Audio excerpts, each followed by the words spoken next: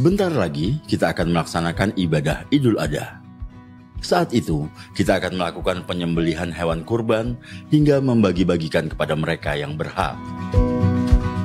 Tapi saat pandemi sekarang ini, ada aturan yang harus dipatuhi agar kita semua terhindar dari COVID-19. Mari kita ikuti tata cara penyelenggaraan kegiatan kurban di saat pandemi.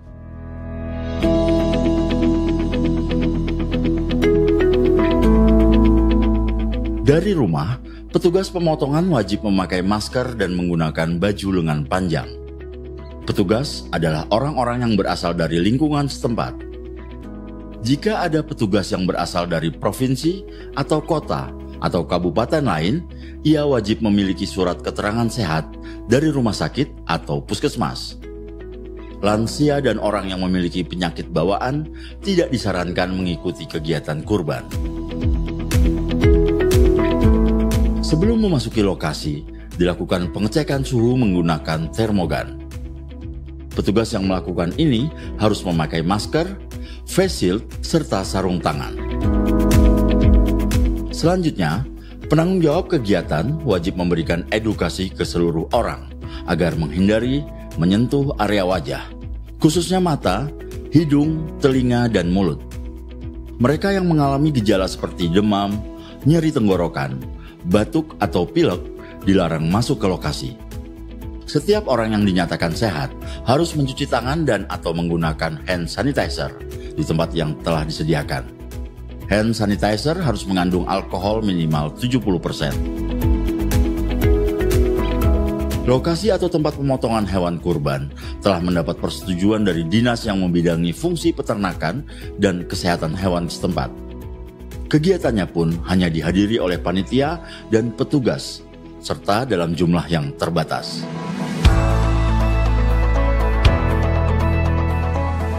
Fasilitas pemotongan hewan kurban terdiri dari 2 area tugas, yaitu area kotor dan area bersih.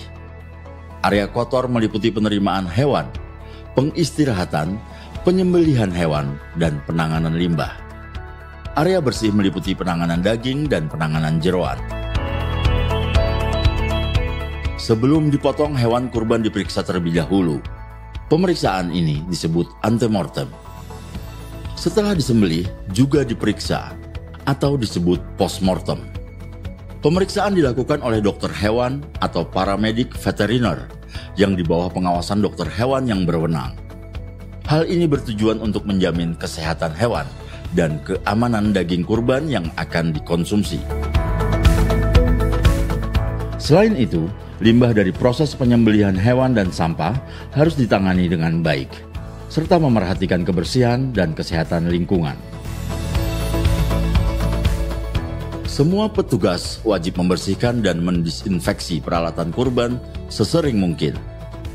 Peralatan pribadi seperti alat sholat, alat makan, dan minum sebaiknya tidak digunakan bersama atau bergantian dengan orang lain. Perhatikan juga etika bersin, batuk, dan meludah. Ada perbedaan penggunaan APD di masing-masing tempat.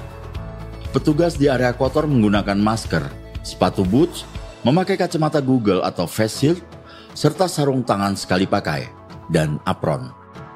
Sedangkan petugas di area bersih menggunakan masker, penutup kepala, face shield, sarung tangan sekali pakai, apron, dan pelindung alas kaki. Meski sudah dilengkapi dengan alat pelindung diri, petugas tetap menjaga jarak minimal 1 meter dan tidak melakukan kontak langsung dengan orang lain. Di area kotor, petugas tidak boleh berkerumun.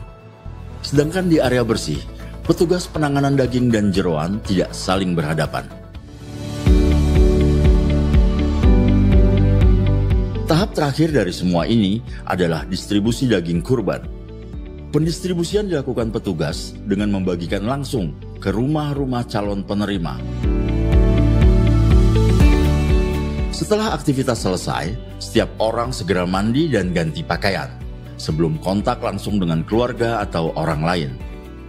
Inilah aturan yang harus kita jalankan bersama agar semua bisa menjalankan ibadah kurban dan terhindar dari wabah. Selamat menunaikan ibadah Idul Adha.